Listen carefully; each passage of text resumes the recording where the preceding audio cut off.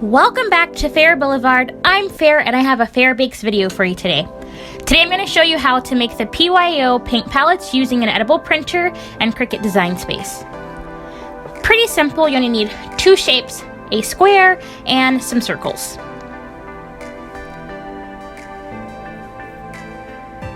I'm going to resize my square. You can use these green arrows or you can do it at the top. The measurements that I'm going for is going to be a 3 by 5. Once I'm satisfied with my dimensions, I'm going to go ahead and move on to grabbing my next shape.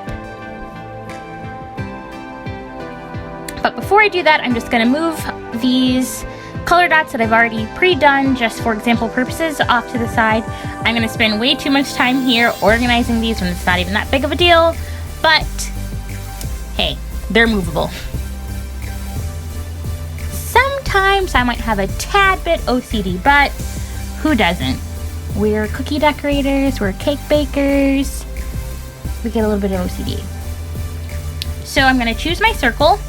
I'm going to resize this down to a 1.2.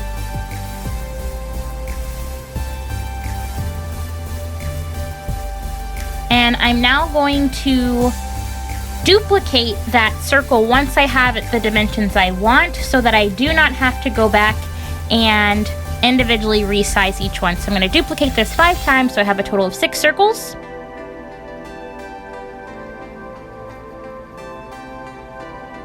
Almost there. Finally, all 6. I'm going to kind of see if I like the spacing, which I already know that I do based on the ones that I've already done off to the left. So to change the color of these circles and to make your edible ink, you're going to have to go up to the top of this and you're going to click fill. Currently it's set on no fill, that's why it's gray. So then you're going to then click on fill and pick the desired colors that you have in mind. I went with some pretty basic colors for this one, just for example reasons. I would recommend though using brighter colors or darker colors I should say. So versus printing off a light blue, I'd recommend printing off a darker blue. Using watercolors, you know that your colors are always fairly light, so that's why I'd recommend choosing darker colors, especially when it comes to like the browns and oranges and the reds, just because once you add the water to them, they're going to kind of break down in color and act just like regular watercolors.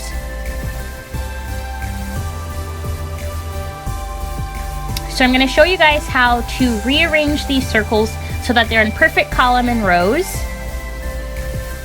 You're going to hold shift and click each circle and you're going to go back up to the top, click align. I'm going to align them to the left and to the right.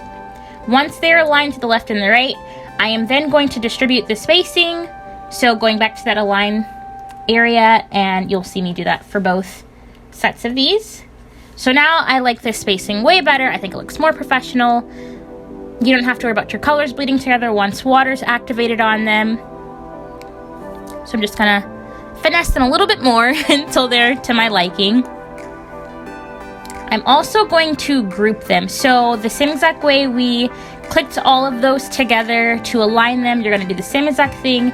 And the reason why you want to group them is so that you can move them around and you don't have to worry about the alignment that you've already done basically being wasted. So grouping, aligning, that's pretty much what you're going to do. And believe it or not, we are just about done.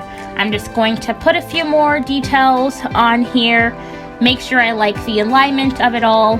I think this is good to go for now. Get rid of this extra one, don't need it. So before we click make it, we're going to do some branding. I think branding is so important. It just makes products look better. I love having like stickers on the back of my cookies when they're packaged. But before we do that, we're going to want to attach our dots to our palette shape. So I'm going to do that here. And this just makes it so that when I'm moving the spacer on, if I were duplicating these paint palettes to print out multiple at a time, the dots and the paint palette area stays together.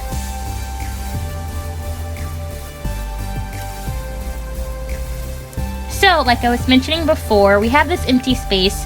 This is where branding comes in. So if you have a vector or PNG of your logo, you can put that and print that on there as well. I don't feel like looking for that file right now, so I'm just going to type out my bakery name, Chic Sweets by Farrah. Size this and scale this down to where it will fit onto our paint palette. This also gives you an extra color on there because of course it's printed out using the same edible ink. I don't like it at the bottom. I felt like it looked a little weird, so I'm going to move that into the middle of this design. I feel like it's going to give more space and it's going to prevent the colors from bleeding together once water is activated on there and making the black mix all together with those. Look at the difference that looks already. It looks way better just by adding your company name, and your clients will know that you took the time to customize your own paint palette special for them.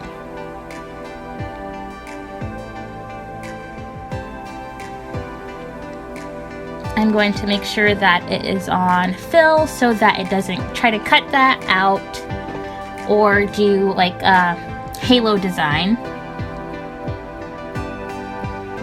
So again, I'm going to flatten or attach all that writing with that palette so that it stays on there. I can move it, not a problem. We are just about done. We are now going to print this out. Here you see that the palettes are there. Don't worry about the gray, that is not going to print off.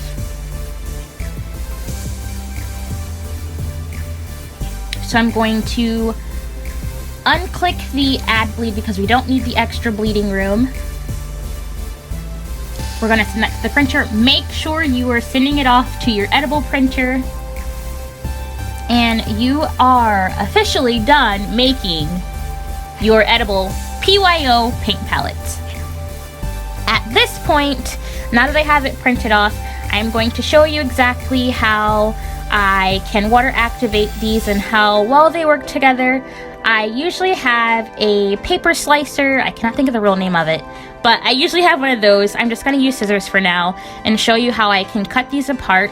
They do have the plastic backing on them, so you don't have to worry about the ink or the water breaking down and ruining the tables or anything else. So here you go, your easy way to do edible ink palettes. If you don't have an edible printer, don't worry. Go like this video, share it with your friends, and as always, happy baking. Bye guys!